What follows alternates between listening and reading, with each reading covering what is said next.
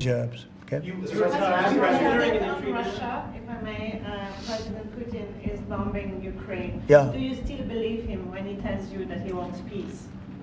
Yeah, no, I believe him. I believe him. I think we're doing very well with Russia. But right now they're bombing the hell out of Ukraine, and I'm finding it more difficult, frankly, to deal with Ukraine. And they don't have the cards. They don't have the cards. As you know, we're meeting in Saudi Arabia on sometime next week, early. And we're talking, I find that in terms of getting a final settlement, it may be easier dealing with Russia, which is surprising because they have all the cards. I mean, they're bombing the hell out of them right now. And I put a statement in, a very strong statement. Can't do that. You can't do that. Mr. President, we're trying to help them. And Ukraine has to get on the ball and get a job done. Michael, could you come up here? I see Michael back there. Yeah, good, I'm glad. He's traveling all over the world. I just saw him come in the door. Could you give a little definition of what's going on, please? Sure. Well, the president has been crystal clear, and he's been clear to all sides. The fighting has to stop. Both sides need to get to the table. We had a good engagement. Both leaders have said only President Trump could do so, and only he has been able to do so. We had an initial engagement with the Russians. The Ukrainians had a great opportunity to bind our economies together through that mineral deal. Unfortunately, that didn't go so well, but we think we're going to get things back on track.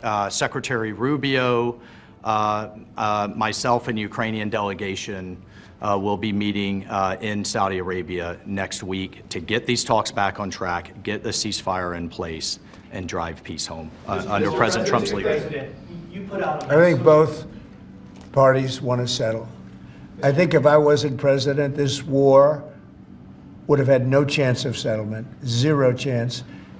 But I think we're going to get it settled and stopped. We got to stop. They're losing on average 2,000 soldiers a week. That's a lot of soldiers. Do you agree, Peter? It's a lot of soldiers on both sides, I agree. Do you, Mr. President, think that Vladimir Putin is taking advantage of the U.S. pause right now on intelligence and military aid to Ukraine? No, I actually think he's doing what anybody else would do. I think he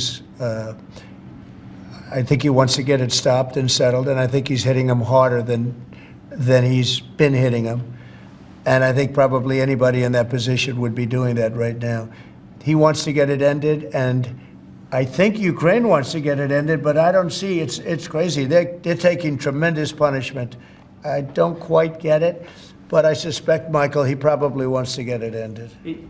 He does, Mr. President. The Russians are taking incredible losses on the front. As the president has said, this is a meat grinder of people, of material, of national treasure, and no one else has any solutions except to let this war continue forever. But I'll add, the president has had multiple conversations and a visit from President Macron of France, Prime Minister Starmer of the United Kingdom. We have the NATO Secretary General coming next week. We have this meeting with the Ukrainians. We've had it with the Russians. All of this in the president's first month in his leadership. We will engage in the shuttle diplomacy, and we will continue to use his leadership and what leverage we have to get both sides of the peace table. It's not going to be easy, but President Trump... This war should have never happened. It would have never happened if I were president, but it did happen. So a lot of other things shouldn't have happened, too. We shouldn't have 21 million people pouring into our country through open borders, many of whom are criminals, very bad criminals, including murderers, thousands of murderers. Many killed, far more than one person, and they're roaming our streets. But Tom Holman and Kristi Noem are doing an incredible job, and we're getting them out of here. And we'll get them out. We'll get them all out. But all these things shouldn't have happened. We shouldn't have inflation. We shouldn't have had this horrible inflation where the prices have gone up. Look at eggs. So we're doing a good job. We're doing a good job. President, in regards to